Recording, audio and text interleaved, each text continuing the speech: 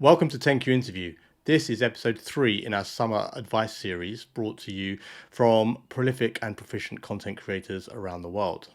In this week's wonderful episode, you can expect words of wisdom and some great pearls of advice from Dan Knowlton, Jamie Dixon, Joe Bird, and Steve Wright. Now, on to the podcast.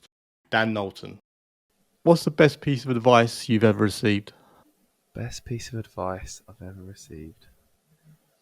That is a good question. Or maybe, just to make it a bit easier, I guess, is there a piece of advice that you find that you repeatedly tell people?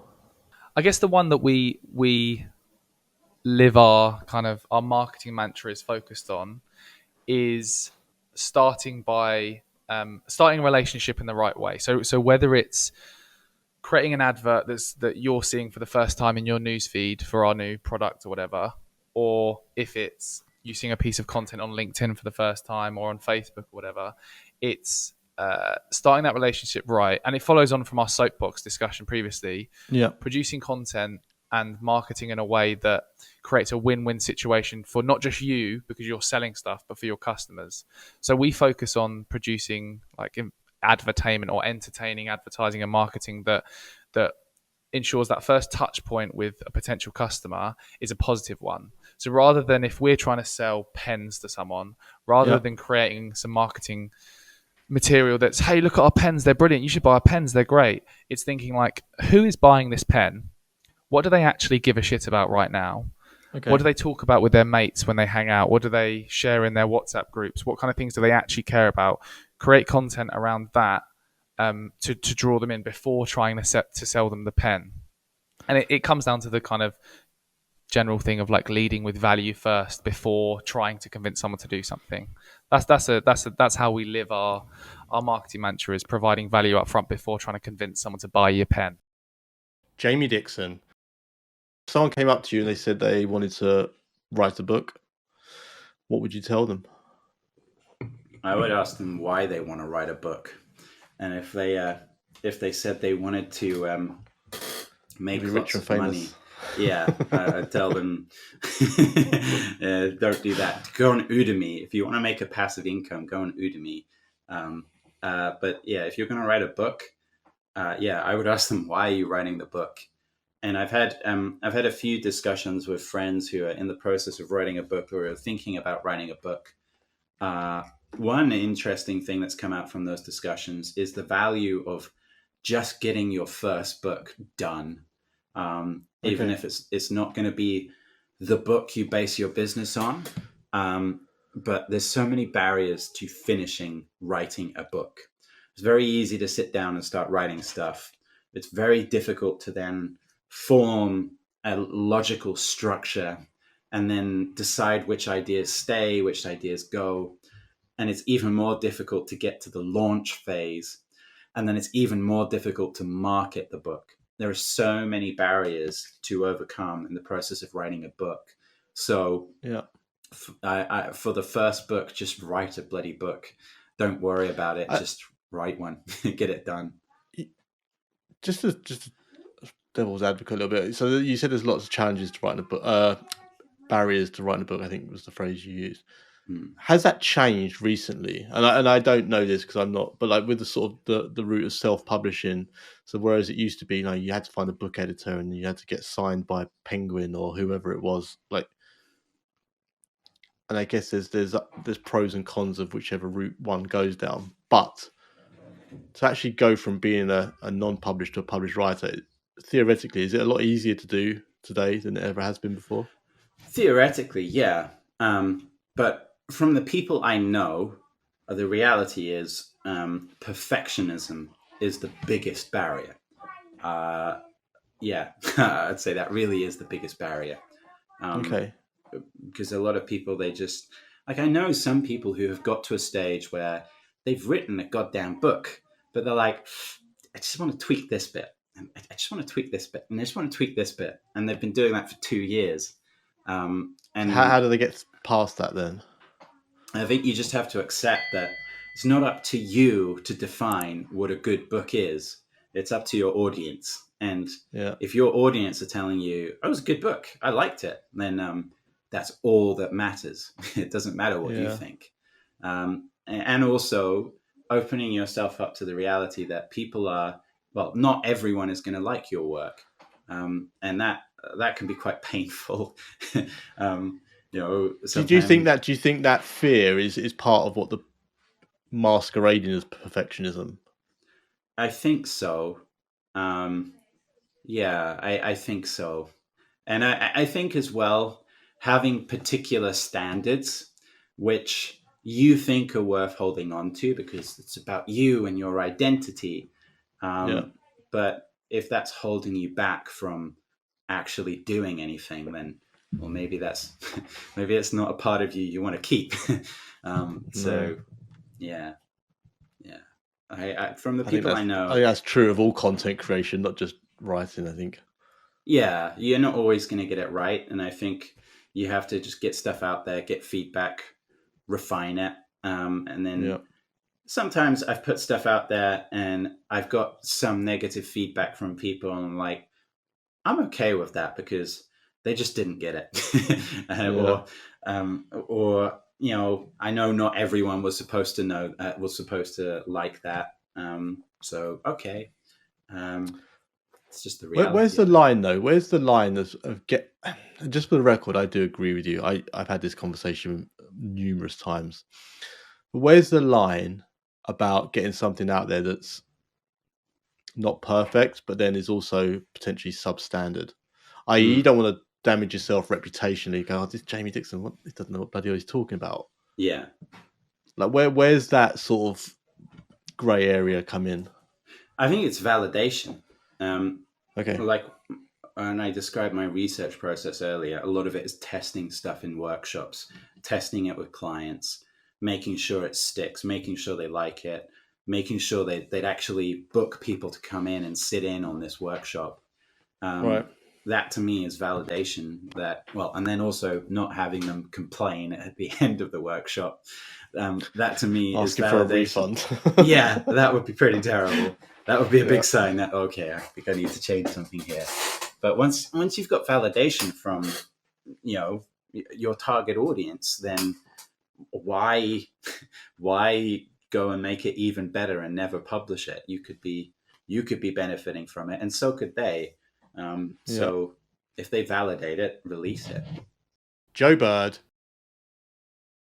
The next question is around advice you've heard, whether somebody's told you or whether, in your new kind of role of mentor and coach. What's some of the best advice you've heard?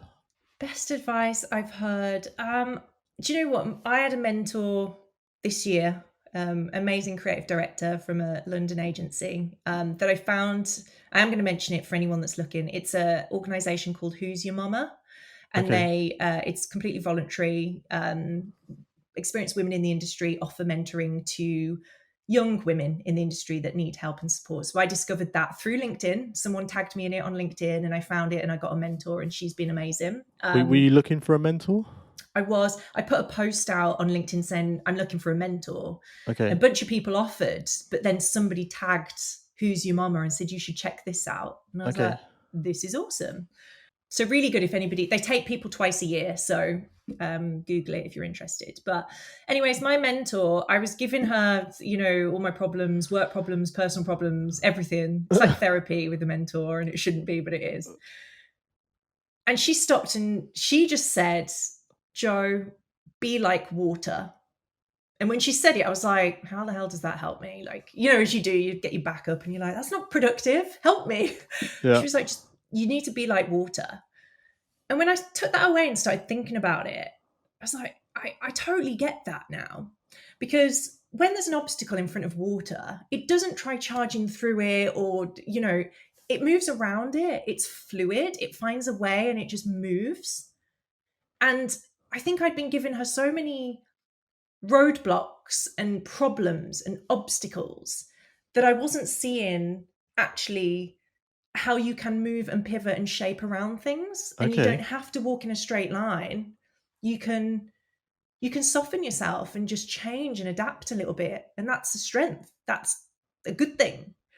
So I really love that. And I tell people that now because I'm getting a little bit spiritual in my older age, to be Oh, yeah, honest. But okay.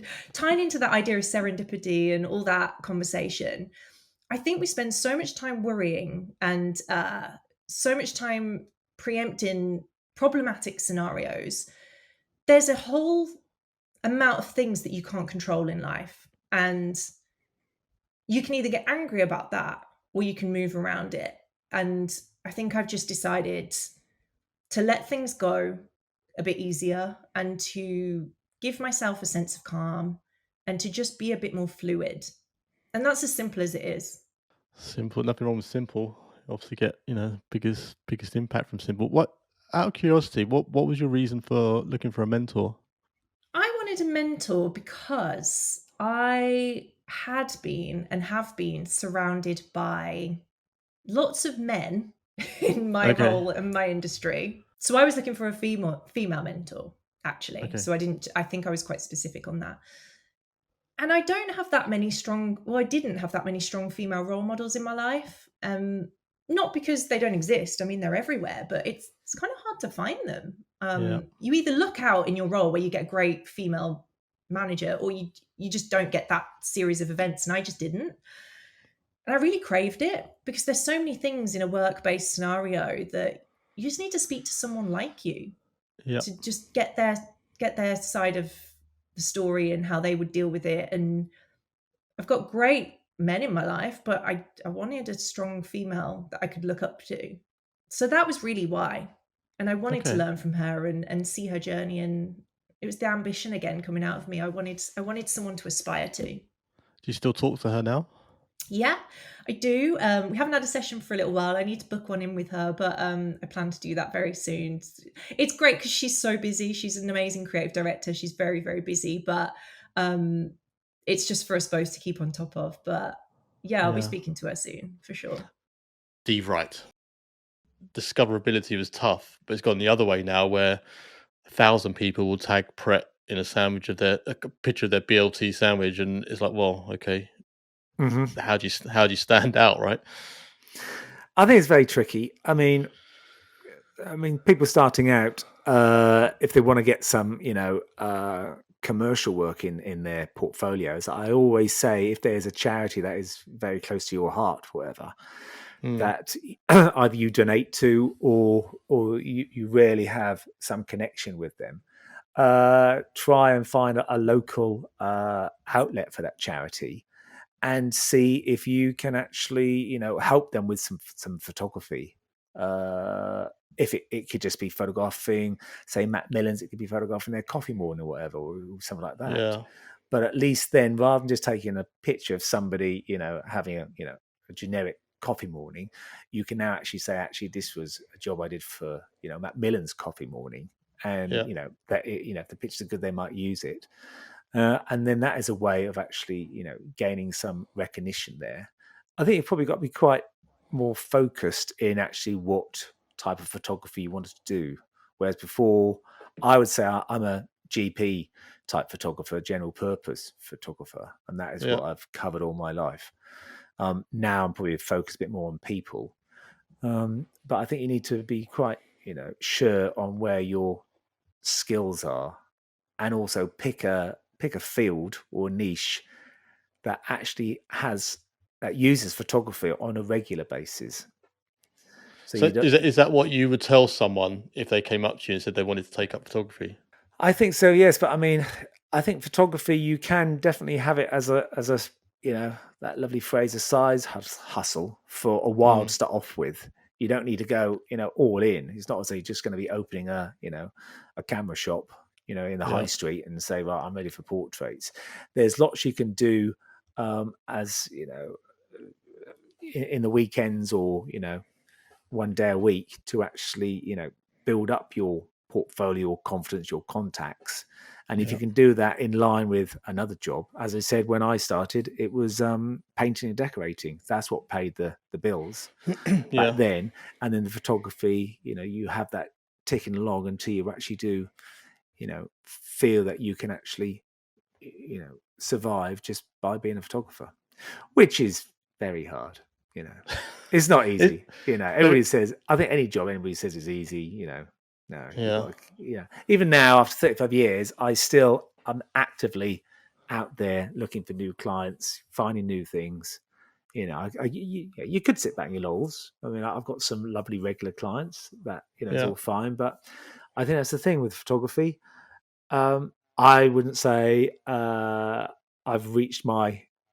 I think if I took a picture 10 years ago, if I took a picture of something, this cup, let's just say that cup, every year for 10 years, you probably get 10 different pictures of the cup because you're just developing your style. You can shoot it differently. Yeah. And that's a good thing with photography. I look at a picture and I always think I can do better. I could have done this, I could have done that.